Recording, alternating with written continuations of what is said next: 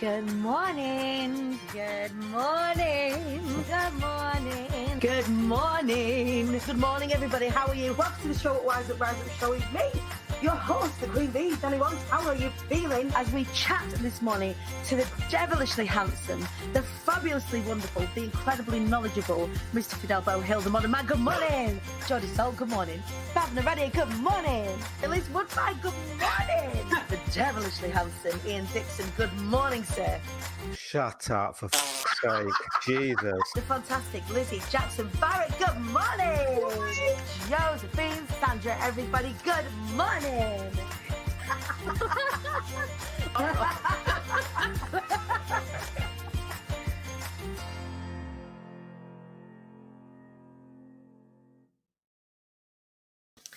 Good morning, you lot.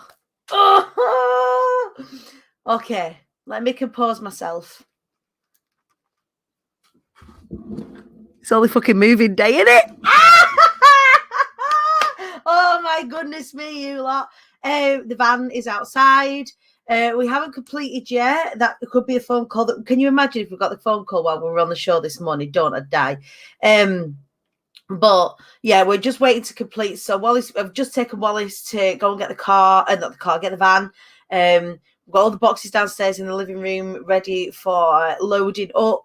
I'm going to do the show with you this morning. I'm so glad. I've got Kate Blake joining us from Kate Blake Coaching this morning. And she was one of our original guests when we first started a year ago. So it's really always like beautiful that we've kind of got this sort of full circle of the show today, which I'm really, really pleased about. Yes, it is. It's only chuffing movie day, you lot. Amy Blaney, oh my goodness. Katie, stop it. I know, don't.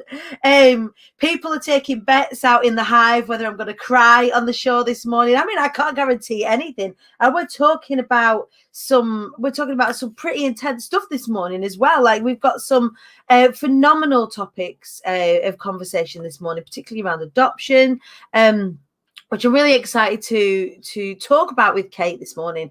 The last ever from this studio. I can't guarantee that because of the broadband situation, John. It may be the last ever from this studio. We will only know when we get into the new house with regards to sort of internet connectivity, because I don't think our Wi-Fi, our really like awesome Wi-Fi, goes live until like in a week. So yeah, I don't think it will be the last ever in the studio, but it will be like when this morning moved from the docks in Liverpool. It feels like that, right? We're upgrading the studio, and then we'll upgrade again in about 9 months time, 12 months time, when we actually move into the studio. So in terms of plans, here's what's going to go down. So first of all was the upgrade for the house. So moving from here, for those of you that don't know, for those of you that are new to the show, I've been on a bit of a journey, and from where we are broadcasting right now is the house that I had to move into when we were homeless, and it's in the middle of a not particularly safe estate. Particularly where we are, we're quite exposed. So when teenagers do hang out around here, aren't the most friendly or kind of teenagers, and they don't behave in ways that I would expect. If they were my children, I'd be quite ashamed. So, you know, we've had our tyres slashed, we've had our windows put through, we've had graffiti all over the fences, we've had shit thrown at the house, all sorts of stuff. Ongoing. And last year I had enough. So now we didn't know. I was so frightened of my finances after having been homeless, having had the house repossessed so many years ago, to like the relationships I had with my finances, not making money, no problem making money. The business was doing incredibly well, but I was really frightened of my finances. So one of the things that I had to do was really get real with looking at how things are. Looking at what the potential is, and having a brilliant team around me and having wonderful support to help me do that has been really phenomenal. I've got wonderful financial advisors in my life and mortgage advisors in my life. the fabulous Jenny from Evolution Finance has been seeing us through this whole process. Has been wonderful. I've got the wonderful Rebecca Robertson, who I've been on a Wealth Accelerator program with for the past few months, and that's been phenomenal. I've also got one of my incredible friends, Claire Sweet, is helping us with all sorts of protection type stuff. So we've really been surrounded, and I've surrounded myself with the people who know the most about this, which has enabled us to do these things. So today is moving day, and we managed to, instead of just moving into another house, just getting on the property ladder, we're moving into the house of our dreams. We're moving into the house with the island. For anybody that came to the very first in real life Show Up Wise Up Rise Up show 2 years ago, I remember saying, I don't know how I'm going to do it, you guys, but the dream is, my vision board is a house with an island, and today I get to tick that off. And you know, I've got my wonderful cousin in my life, the phenomenal Sarah Stone of Creative Feng Shui, who looks at activated vision boards. We've been working on that. Honestly, we've been wooing it, we've been doing it, we've been doing the whole thing, we've been showing up, we've been connecting with ourselves. It's been a whole process, not just for me, but for my family as well, and for everybody. Today is that day where we're kind of ticking all the boxes and finally moving into our dream home. So the plan is that once we get in, is to make the house a home, to make it nice, and we've got Diane Spellman, and this is an example of, this is a whole hive effort. Diana Spellman from Serenely Sorted is going to be coming into the house to help me get all the storage right for the girls, so that everything has an end home, so I don't have to live in an untidy, cluttered house ever again. So it's another example of us using, you know, somebody from our community. The Feng Shui vision board is like a magical portal. It absolutely is, Jane Baker. Having incredible mentors, all of the bees are moving too. So you're like, it's exactly like this. It's when a queen bee moves, the whole hive swarms with her wherever she goes, and I feel like that's what's happening.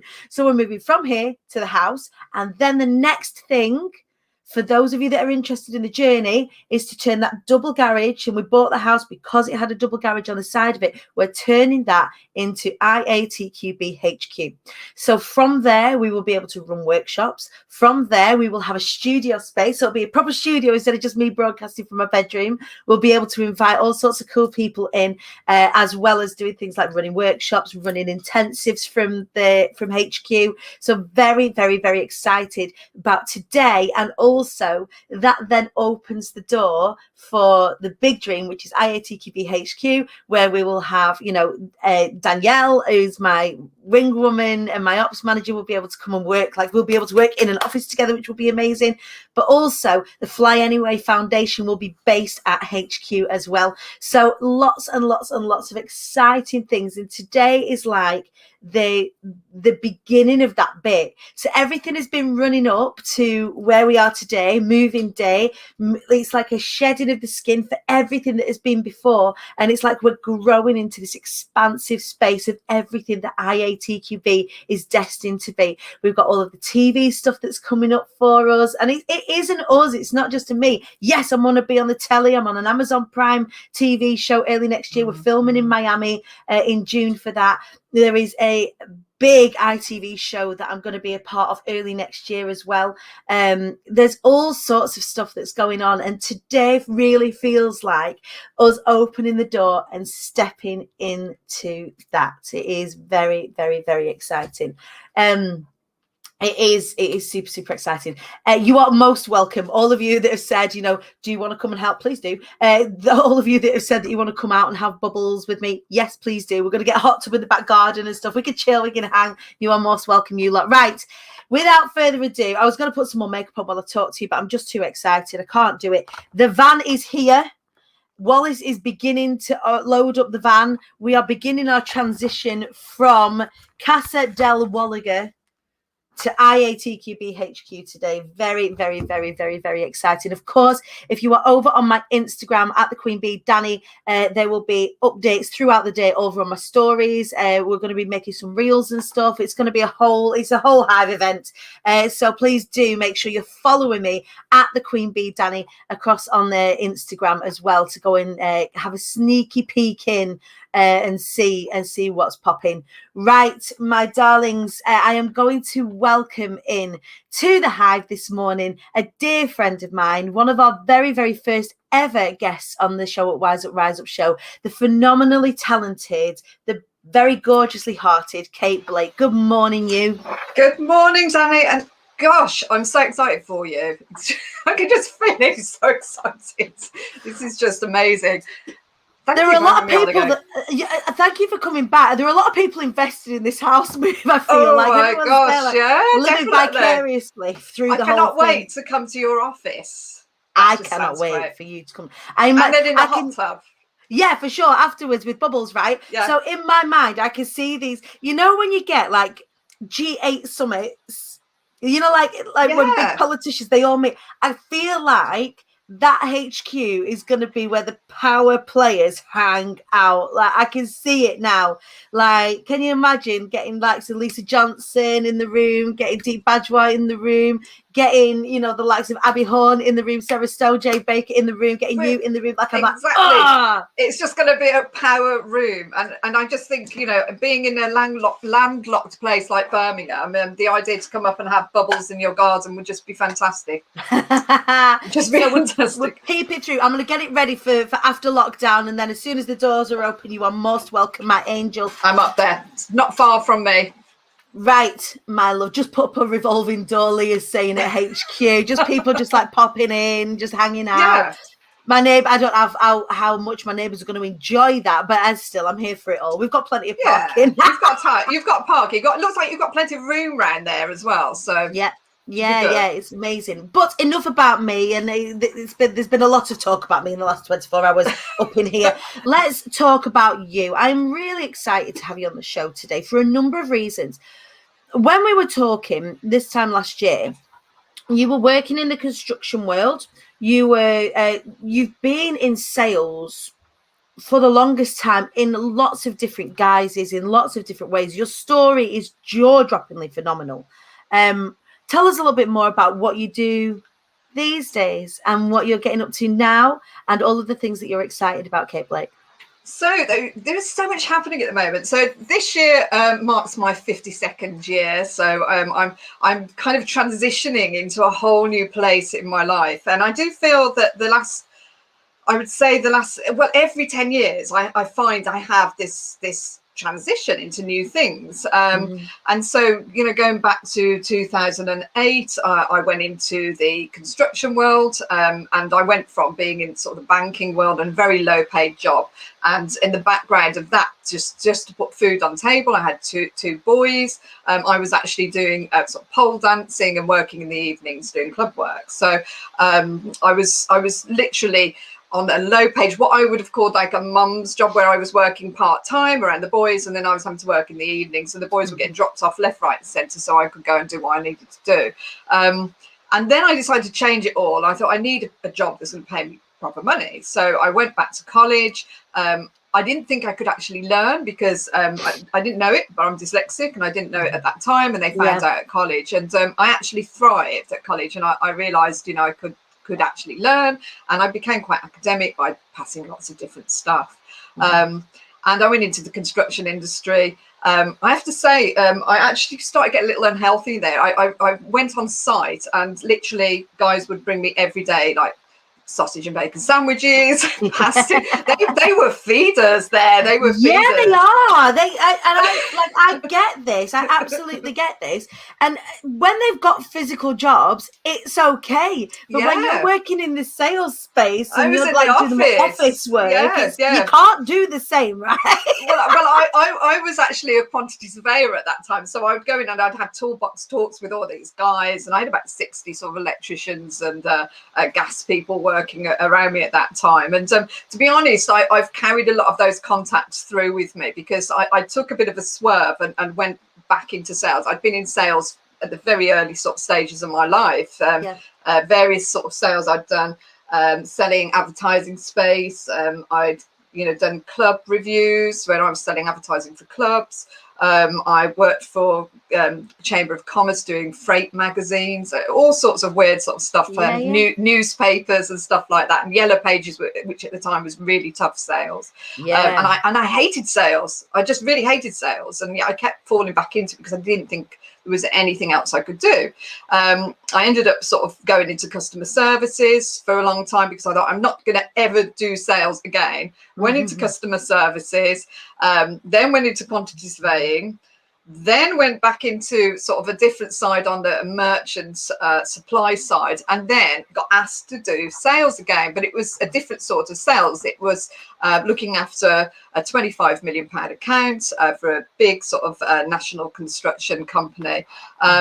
And I realized it was so different. What I'd realized I picked up from doing customer services was listening and understanding people and trying to sort out solutions. So suddenly I wasn't after the sale and I wasn't doing the pitch. I was trying to find a solution to their problem, which actually just massively changed things. So I was driving up and down the country, sort of doing deals, and loved it. Built that account up more and more, got into places that they hadn't got into for many, many years. And then I kind of moved on again to do it in the electrical industry, which was great as well. And then I moved into fire safety manufacturing, which was, well, I did it about 3 years there. That job put me on stages basically because I had to go and do scenes to great big audiences. And I knew there was an element actually, and I know we've discussed this and I've told you before that I used to be very nervous of talking in public. And they literally pushed me out there and I had to go and give electrical information, and it was stuff that was out of my comfort zone 100% that I had to talk about. I did it week in, week out. We even had a little roadshow van that used to go out in, and sort of slowly built up my confidence in talking, which then led me to decide to write a book, which I then wrote, which became a bestseller, thanks to Abigail and her team. And since then, things have changed again, really. So it's been a very busy few years. It has indeed. And where you are right now, and it's lovely speaking to you in this space as well, because you are exuding the strength of your position right now and what you're doing right now, and it's beautiful. I mean, as your friend, it's beautiful to see this growth that you've experienced, even just in the last 12 months. And I think the last 12 months has been a lot for everybody. And you've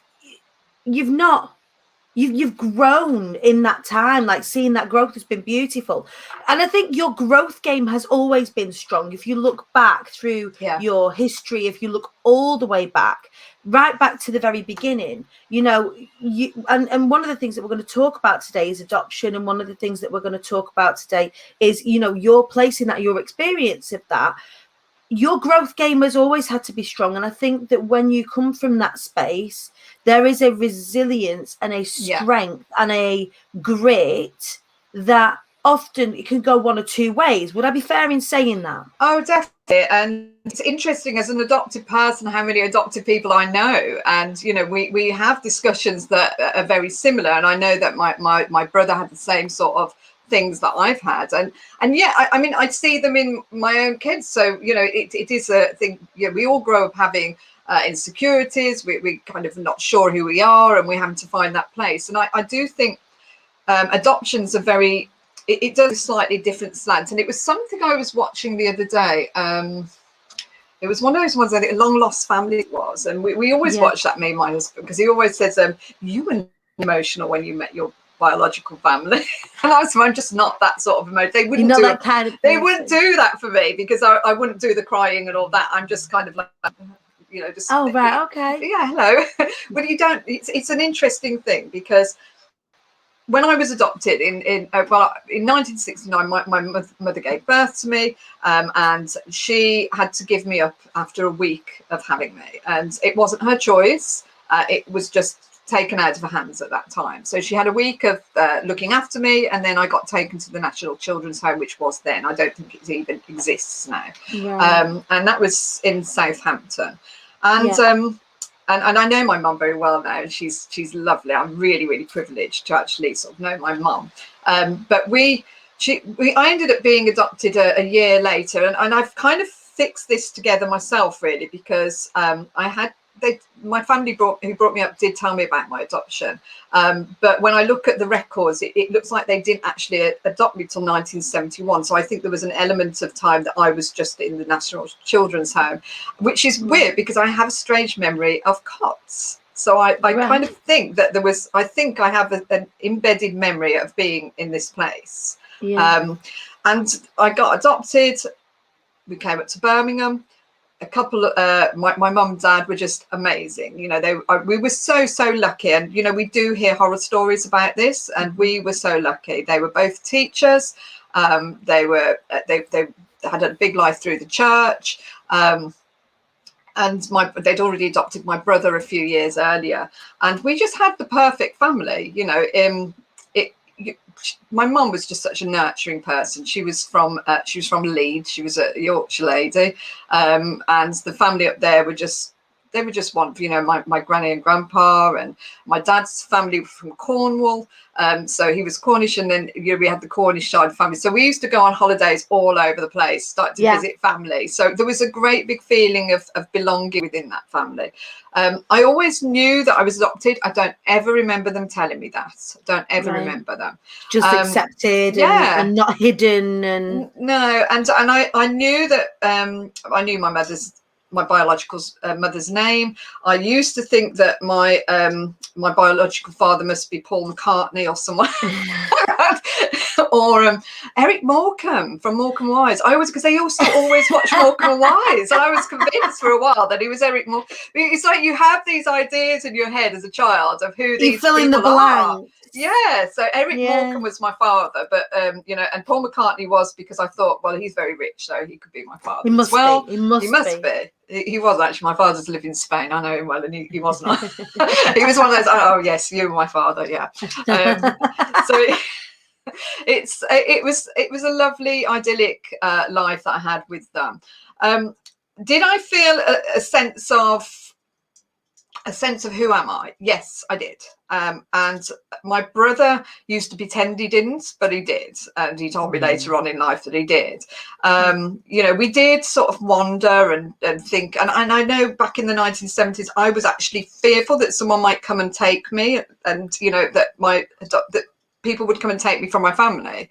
Yeah, because the thing is, back in those times, so like social services, for example, and even now there is an element of fear around social services. For example, when I was going through a pretty rough time, I remember my ex at the time, well, the perpetrator of domestic abuse in that situation, the stick that he would threaten me with, because he knew it was my biggest fear, was calling social services and calling Kafkas and having research done. There was nothing wrong with the kids and me. We were absolutely fine. But the fear, as soon as somebody mentioned, I'm going to call social services on you. Like, oh gosh, yeah. Suddenly you think these, like, you know, people in very, you know, formal attire with badges come and sort of take your kids away, and if that's how grown-ups feel about it, then my God, what must kids feel about that? That was because I felt very safe with them, and then I did sort of have that real fear that someone, and you know, knowing my biological parents now, you know, I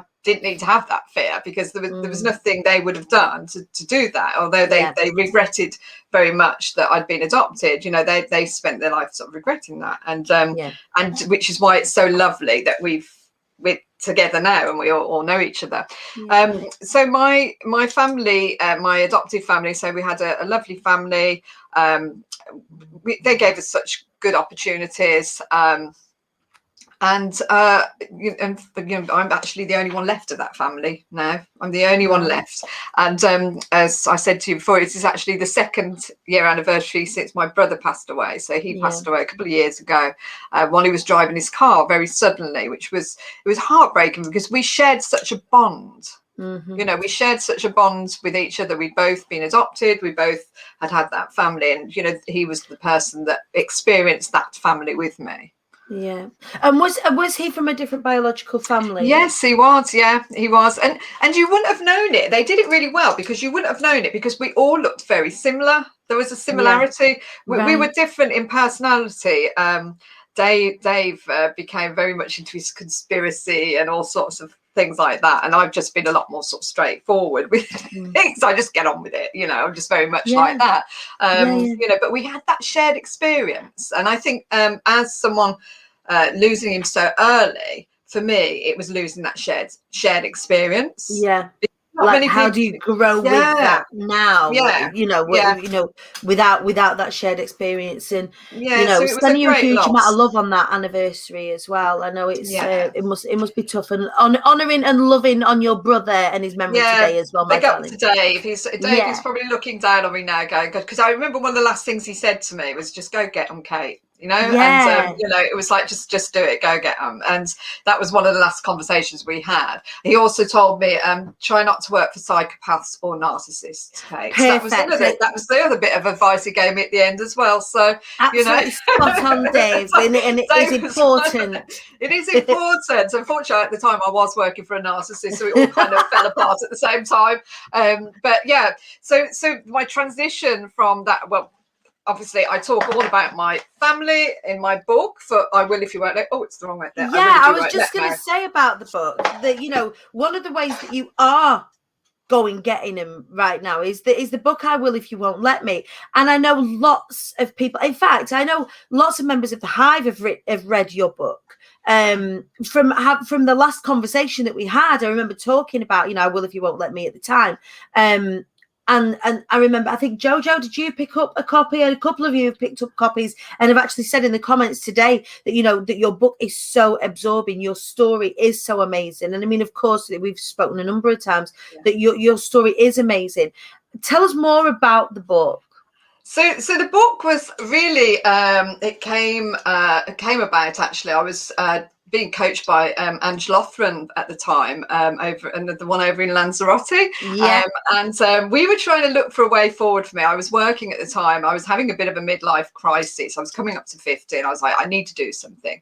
And I told her my story, and you know, in there's so many different sort of parts of my story. So, you know, being adopted, my childhood. So I talk a lot about my childhood, but then unfortunately, you know, I had an incident when I was on a holiday when I was raped in Greece that I didn't deal with. I was only very young. I didn't talk about it to my family at the time. And that kind of sent me on a bit of a sort of downward spiral for many years. But then I realized, after having 2 children and being a single mom, having nothing at the time, I had to change things. So it's more, the important part is actually about the happy memories of my past, and also how I got over all that stress and changed my mindset to make my life better for me and my children. You know, I'm still very much on that journey.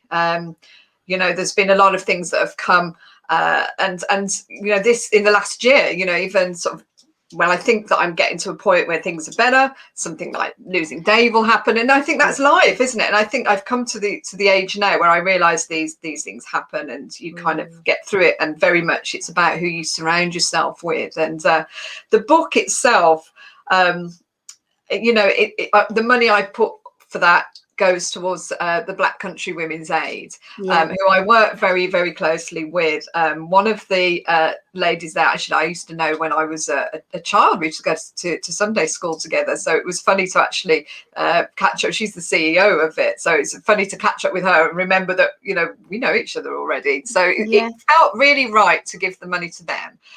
It was a way of giving back. And also when I have done speaking for them, what I've been incredibly sort of shocked, really, that I don't understand a lot of the issues that are going on now in the world. You know, the lot of things when they talk about modern slavery and things like that.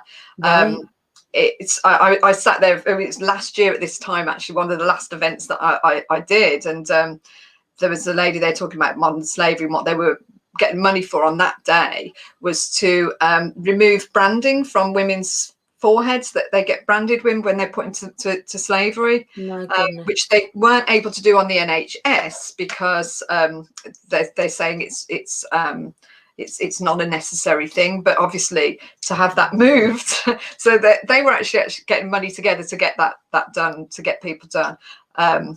And it was quite humbling. I remember sitting there hearing these stories and just being this, what more can I do? What more can I do to help? What more must we do? Because this is happening in my area. This is happening around me, on your doorstep, and we forget this sometimes in our own little bubbles. That, I mean, if I look at where I'm living right now, I know fine well that these sorts of things are happening outside of the walls of this house, same here.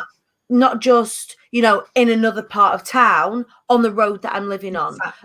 On the green across the way. I see where the police are turning up. I see where the deals are happening. I see where the violence is happening right now, and I know that there are women, particularly women in this particular instance, and I'm not a fan of speaking specifically in the binary, but specifically and typically women in this particular situation find themselves here. And one of the reasons why I do what I do, and one of the reasons why you do what you do in this respect, is to be able to, in some way, shape or form, pop your hand out and say, this is my bit of something that I could do in my corner of the world. And it just never feels enough, does it? Because it's the problem is just, it's huge, and so it's something that I felt quite uneducated about when I went and started working with them. And the more I've heard them, it's shocking, and so to actually be able to help them and to give money from my book, if that's one of the little things I can do to help, and hopefully there'll be more things in the future that I can do with them, because they're actually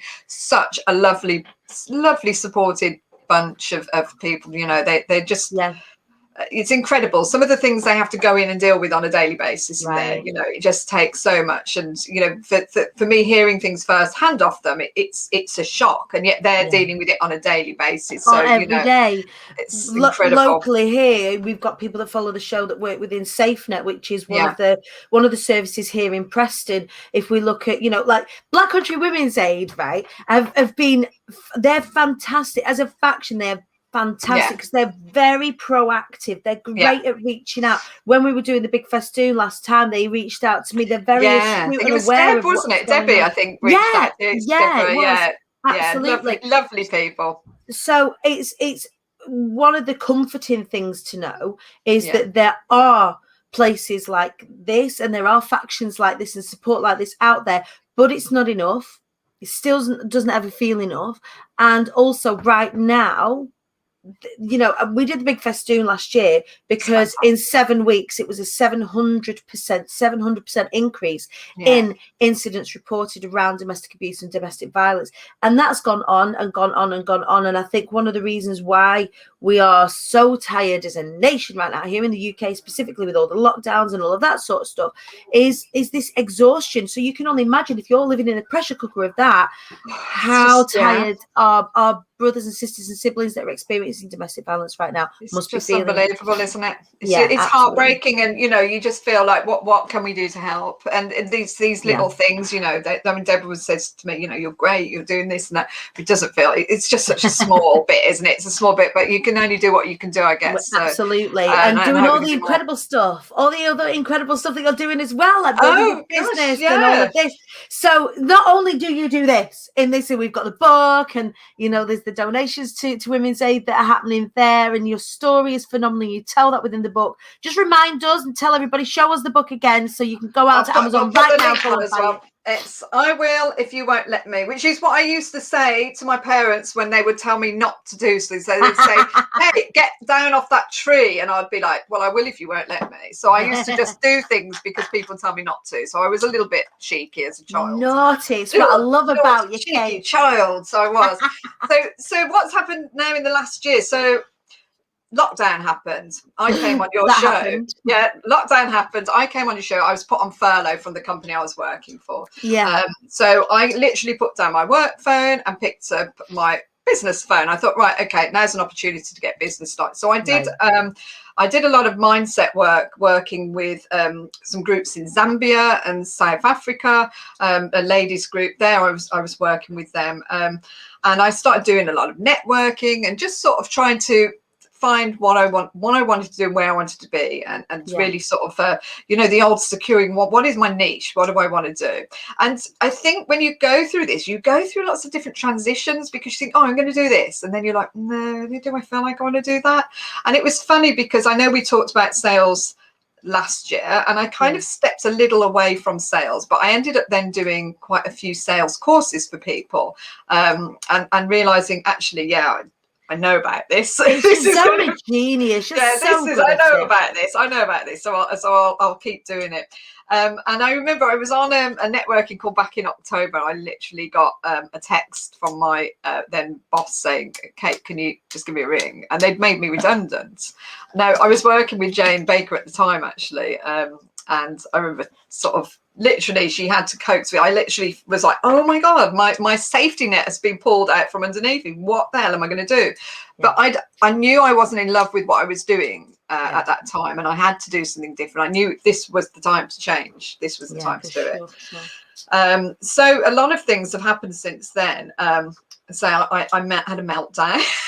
I think we all have in the last 12 months. Like, all of us have had some sort of wobble. The sky has fallen in, and this is it. So I was having a bit of a meltdown, and then I pulled myself back. I started getting some clients coming, which has been great, because they have been corporate clients. So I've been going, you won't really see me on Facebook. I'm actually on LinkedIn. I do a lot of work on LinkedIn. And so I'd started getting corporate clients. So they might have been head of HR or head of sales. I've got head of facilities. So they're people in those levels, and they're managing teams, and there's all sorts of daily things going on, and the sales that they need to do, but also just the corporate side of handling everything that they're trying to balance, you know. So I'm supporting people like that, but also I'm working with a wonderful Jane Baker, and Jane, this is so exciting, and I'm having such a good time with Jane. And you know, we're doing the discovery calls for coaches. I'm getting to speak to so many amazing people. It's, you know, it's testament that when I think about all the different things I've sold in my life, you know, some of the big deals I've done have been time, you know, it's taken time. You've had to, maybe sometimes with construction, you could spend a year building up a relationship, you know. And then what you're selling is you're selling radiator fittings, and you're selling, you know, like you're selling. I mean, it's great, and you know, it's energy efficient, it saves you money, and as a salesperson, you can get behind it. But then, you know, if you look at the field that you're in now, it's a very different situation. It is. You know, I'm talking to coaches, but then I'm also talking to people who want to get on the journey with that coach, you know. And it's just wonderful, and it's great to see once we've got them on the courses, you know, and the programs, the masterminds, how much they thrive from it, you know. It's just incredible, and it's an incredible. We can just see this growing so much as well. You know, it's a new side of the business for Jane, and it's just working with Jane's been incredible. I mean, literally, she's pulled me from underneath the desk with my little tinfoil hat on, you know. And I think this is one of the beautiful things. If you yet haven't met Jane Baker, by the way, you guys, you please need to go and check her out. I've done work. I mean, she is a client of mine. She's a mentor of mine. She's a friend of mine. One of the things that I love about our really beautiful, strong community is there is this incredible economy of and wealth of knowledge between us all. That's when I think about these like G8 summits that are going to happen in IAT. I think about the power that's in that room, this phenomenal wealth of knowledge. And what Jane is beautiful, brilliant at is bringing out those things in people, those real, you know, that belief and that understanding. And Jane's actually speaking at Be Inspired on the 22nd of April. We're zooming her in for her to do her talk. She is honestly phenomenal. So if you haven't checked out Jane Baker, check out Jane. Go. She's and you know what you've just said there, to bring it out. I mean, I've spent a long time in sales, and a long time feeling, and it was something I thought about this morning actually. When I've worked in corporate, I always felt massively on guard about things, because whatever you do, there's always going to be someone telling you you're not doing it right. It's just the way it is. It always is. And manager somewhere. you always feel, so whatever you're doing, you always feel sort of guilty that you're not doing it right, or you're not doing enough, even though you're bringing the money in. And what I'm getting from Jane is slightly different. We work together, we talk about things, we work out, you know, what's the best way to do this, and you know, she has that trust, and I think that's the, you know, she's seen what I've done, she has the trust, and I think that's such an important thing when you're working for people, you know. It's given me that balance back, having that. I mean, you know, I'm coaching the sort of people that I'm right to be coaching. I'm giving them the experience that I have, and I'm doing the sales stuff that I still love. So I've got that balance. But on top of that, I've set up another business. Tell us some more. There's something else going on. It's not just stop it. Can't blame the doors. Oh my God, this one is scary. So I've got the wonderful Jane Blake that I'm working with. Jane Baker. She's part of my family now. She's Jane Blake. You married her. I'm married Jane. She's Jane Blake. And I've got also a now business partner of mine called Chloe Vickery, and Chloe, who you will meet one day, Dani, because you will love Chloe. We met each other while working in the fire safety industry, and it's funny actually. We are 20 years difference of each other, but we clicked, and this is the ages but a number, isn't it? I've always said to her later on that she will be wheeling me into the events that we're doing in a few years' time, because I won't want to give up. So when I'm 80 and she's 60, she'll have to wheel me in on it, or I'll come in on my Zimmer frame. But we've literally together decided we wanted to set up something for the construction industry for women, because being women in the construction industry, but we wanted to make it it wasn't again something that was going to be, you know, just for women. It's something for us all to enjoy, because in the industry there is still a lack of women in there, and they bring so much to it, and they you know, enrich the whole industry, as we do everything. As we do. And, you know, I go back to days when I was at college, and, you know, there'd be one other girl in there with me, and, you know, the rest would be male in there. And also when I was actually doing a lot of training for the colleges, so I'd go in to do my CPDs, you know, my eyes would always drift, because there'd be one girl sitting in there who was an electrical engineer, or, you know, doing well, get it, do it, you know. So we thought, well, what can we do? And it was a few months ago, just over, she was down at her house, and I was having a cup of coffee, talking on the phone, and she came back to me the next day and says, why don't we do a Women in Fire Safety Industry Award? And I was like, that sounds great. So we sort of you know, we don't have any experience of this. We've never put on an event like, we've put on events for the companies we've worked for, but with the backing of that company. So we've had to get bums on the seats, basically, from around the country. So we were like, well, we know all the contacts, we can do this. And I've got to say, we've reached out to all the associations, the fire associations, and it's just exploded. Excuse the pun. It has exploded. It has just been astonishing for us, the amount of interest that we've had. You know, we've had meetings this week with various different associations. We will be putting them all on our website. We're having to sort of move quite fast on everything. You have to go quick. We've got some huge construction companies that want to get involved. You know, we've got awards that are going to sort of in compliance, in even in recruitment, because we're looking at all the areas, you know, where women are involved. This year we're going to be doing it as a virtual one, probably towards the end of the year. We're still sort of early days on this, and then hopefully from next year we're going to be doing an annual live event. We're building a panel of people to get involved. It's incredible, because live events, you're giving me the tingles now. There's going to be like, we're going to be coming in, and you know, there's going to be we've been to so many of these events, and what we actually have seen is how we would like to do it.